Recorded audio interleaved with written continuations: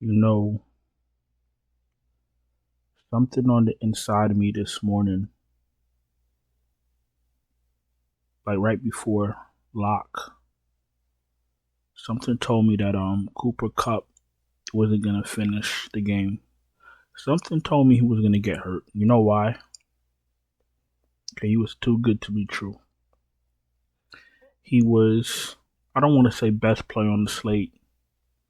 It's probably a top two, top three best player on the slate. He was probably the best player on the slate off the top of my head. He was going to be very popular, but I don't care about shit like that because I want the points. I want the Cooper Cup points. I want the Cooper Cup with no Nakua points. That's what I want. I don't care how popular he is.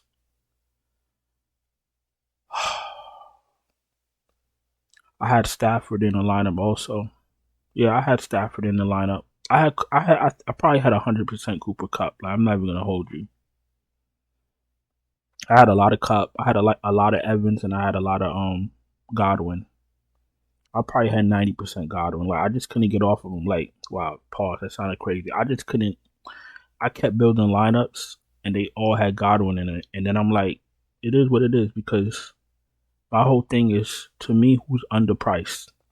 Godwin went off again, so ain't no fret with that. Back to Cooper Cup. So they getting off to a real rocky start, right? And when Marvin Harrison scored that touchdown right away, I already knew it was a wrap. Then he scored the second touchdown. I'm like, I ain't gonna lie to you. Today, I had like shit to do today. I did nothing because I was sick. Like, I'm like, yo, all my lineups gonna crash and burn. Like, I made a lot of lineups today. We had golf going, WNBA I made, MLB, NFL. I had no Kamara, so I was already in an uphill battle from the early slate, from the early games, I should say. I couldn't even eat. I was sick. I'm like, yo. And I know y'all know the feeling. You make a lot of lineups and it's not looking good, right? And then eventually, with James Conner brought me back to life. So my night ended up being good. Like, you can hear it in my voice. I'm not upset. Like, from what it could have been, the disaster today could have been, things worked out great. However, back to Cooper Cup. I keep getting sidetracked. I just had a feeling he was gonna get hurt, but I couldn't. I'm never gonna go against the best play. Like, whatever's the best play, whatever's the best play price per dollar, points per dollar, whatever it is, I'm gonna want that. And the Rams are done. And you want to know what's funny about NFL? Next week, everybody's gonna go play Murray and Harrison, and you're not gonna get that. All of that leads us to Monday Night Football. And I know we're all thinking the Eagles should smash Atlanta. Cause why would we be thinking that? Because I've been telling y'all, start using game scripts, especially for showdowns, to build out your lineups. And at first glance, I'm like, yeah, Eagles should smash Atlanta. It's a Monday night game on TV. Something is telling me that Atlanta keeps it close. The same way I thought Cincinnati was going to keep it close with Kansas City after looking so bad in week one. And they absolutely did that. I don't know if we want to talk about the Bengals right now, because if this is what the Bengals are going to be doing, they need to trade Ja'Marr Chase right now. And if you watch the game and you seen Ja'Marr Chase having his hissy fit at the end of the play and going crazy and costing his team yards, That had nothing to do with the play. He's upset because he's not getting the ball. Yo, I don't know what's going on in Cincinnati, but I don't know if I could play. I don't know. I don't know if I could play Cincinnati going forward because I don't know if they're intentionally trying to play with that man, but all they were doing tonight or last night was throwing it to the tight ends. That's all they were doing. Like they were purpose. Anyway, Cincinnati lost the plot. Kansas City now.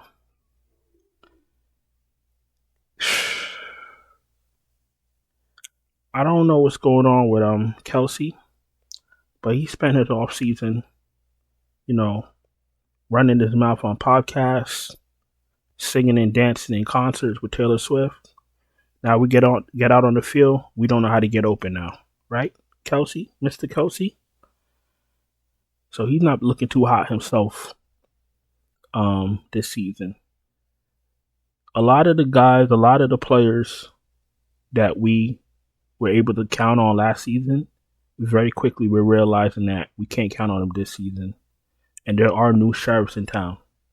You feel me? Part of DFS, part of being successful at DFS is recognizing when the hierarchy shifts. So, last year's price ain't this year's price. Last year's studs ain't this year's studs. So y'all gotta acknowledge who's the top DFS players this season, and you gotta figure it out quick. Or not, you're gonna be building lineups and be getting left in the dust because your Devontae Adams and your Travis Kelce's aren't producing. You feel me? Anyway, back to this slate.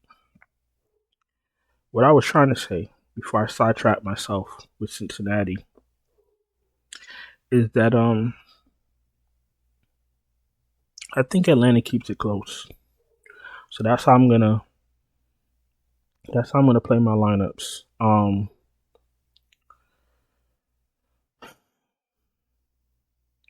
One thing I got to be careful with the wide receivers for Atlanta, and we'll get to that in a second. As far as my MVPs go, give me Barkley all day. It's going to be hard.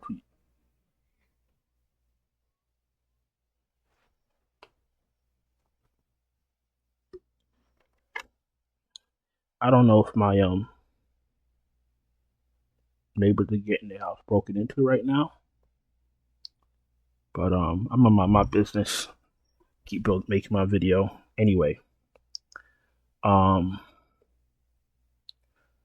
got Barkley up top now with MVP, with captain for DK. Obviously, if you're spending 15.9K for Barkley, that's gonna thin out the rest of your lineup. You feel me? So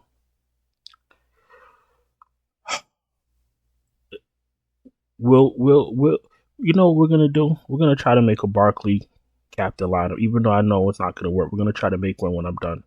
Barkley, captain, Robinson, captain, Hurts, Cousins, Devonta, London.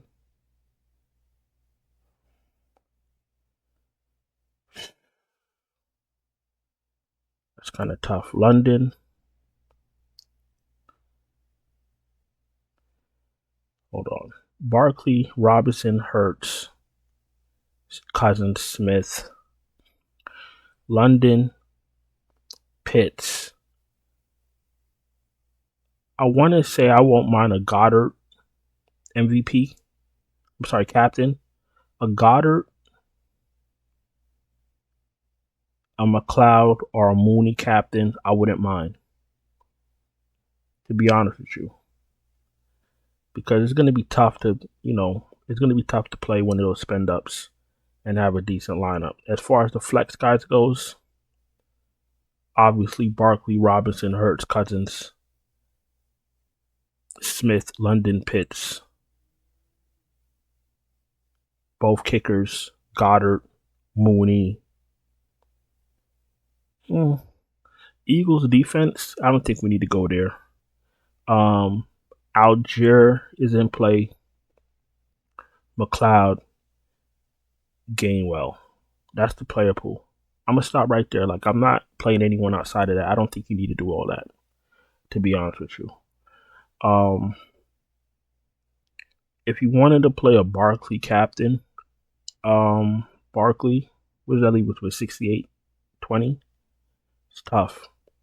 That means you're gonna have to go down, probably get his kicker. Let's get Elliott. Let's get McLeod now. Be careful with McLeod. He had a spectacular game week 1, but you still got other. You still got Mooney. You still got London. You still got Pitts. So be very careful chasing McLeod. But for that price, I don't mind playing him, especially if I could play somebody like Barkley up top. Let's see what else we could get in here. Got to make a decision. Do you want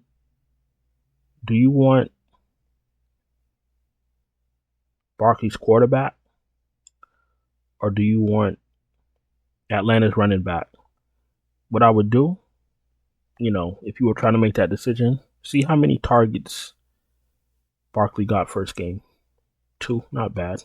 That doesn't mean he's going to get 2 the next game, but at least, he's running routes where he has the possibility of catching the ball. Let's throw Hurts in there at 10K. We got 80. What is it? How much we got left? 81.50.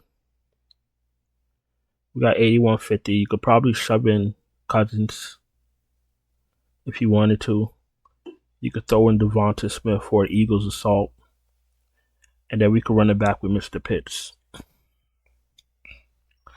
And I'll be very honest with you. This lineup ain't bad, to be honest with you. It's probably the winning lineup, to be honest with you. But this is how I would go about playing a Saquon Barkley captain lineup. Let's go to FanDuel. We're gonna go to FanDuel. We're just gonna basically look at the salary, see if anything stands out. Then we're gonna go in and get out of here. I already held y'all too much or too long talking about Sunday's festivities or lack of festivities. If you're new here, welcome. Appreciate you taking time to watch my video. If you're not subscribed, subscribe. Hit the bell, thumbs up the video. If you're struggling in cash, I know DFS is kind of hard. No problem. I can help you. I can send you my finalized optimal lineups right before lock. Check out the Patreon link in the description. Check out the channel memberships right here on YouTube.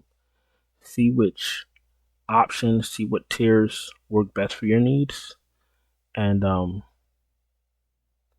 welcome to the party. Come join the party. Let's go to FanDuel. Let's go to FanDuel. So Hurts 17.5 as expected. Bijan 16.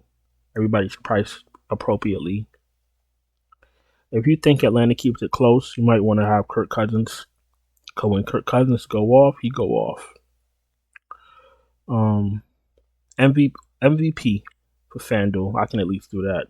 Hurts, Robinson, Cousins, Barkley. Barkley might be a little too cheap.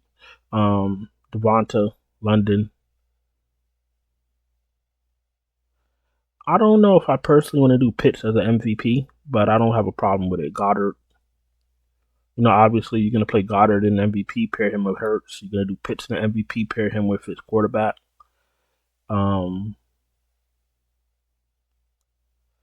probably start right there with MVP. As far as flexes, or as far as flex goes, everyone I just said.